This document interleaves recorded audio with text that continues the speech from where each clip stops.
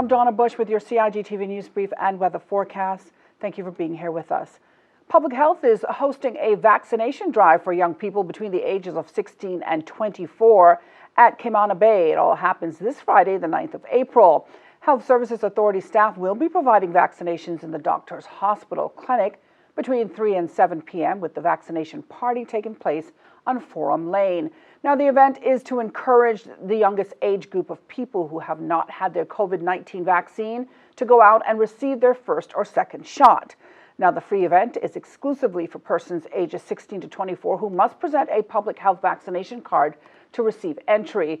The event includes giveaways by the Rotaract Club, and individuals who are 16 and 17 must have a parent present for consent. You should also take a completed consent form, which is available online at hsa.ky. Health Services Authority staff will be on site to answer questions about the vaccine. You must also take along a government photo ID showing your date of birth and a document or passport showing approval to be on island for 6 months from arrival. Well, recently, 15 probationary fire officers received their certificates after passing exams with the Institute of Fire Engineering.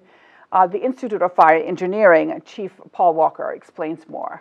They're currently doing around 6,000 examinations a year around the world, and it provides Cayman Islands Fire Service as corporate members with a professional framework so that our firefighters, our pump engineers, our sub-officers, station managers, divisional managers, and deputy chiefs and chief fire officers can all have internationally recognised qualifications, which helps us professionalise the fire and rescue service. So we have real ambitions within the Cayman Islands Fire Service to open a Cayman Islands IFE branch, which would be the first and join the network of branches around the world. But really the Institute of Fire Engineers goes further than just fire and rescue personnel.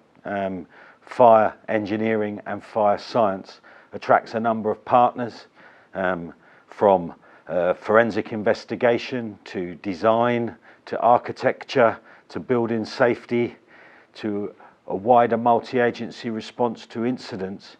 So by setting up a branch and encouraging partners, you have a small institution that can discuss the professional framework for fire and rescue and put on events that attract continual professional development. So it's about expanding that network. So it's not just the fire and rescue service, to other industry professionals and partners, and anyone who's interested in fire engineering, fire science, fire safety across the Cayman Islands, please get in touch and help us establish what will be a new Cayman Islands Institute of Fire Engineer branch, and hopefully we can have a good inauguration ceremony later this year. In addition to the first group of 15 officers to pass the exam, another group of 23 officers recently sat the exam. These officers are all amongst the first to do the exam right here in the Cayman Islands. Well, Police Inspector Ian Yearwood has been appointed as the new area commander for the Sister Islands.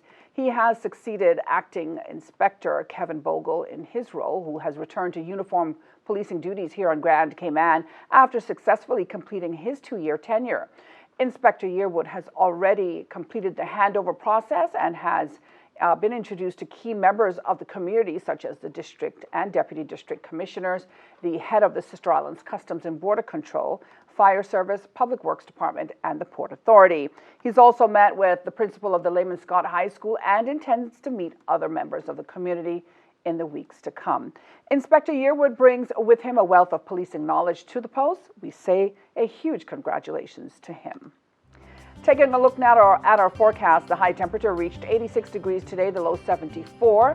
We can expect partly cloudy skies with a 20% chance of showers, which are expected with winds from east to northeast at 10 to 15 knots with higher gusts.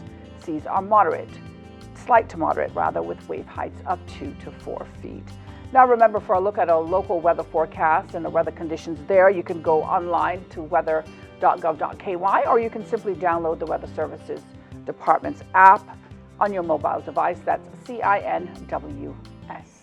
And that's it for today's news brief here on CIG Television. I'm Donna Bush, as always, thanking you for being here with us, inviting you to join us back here again tomorrow. Until then, be safe and have a wonderful night.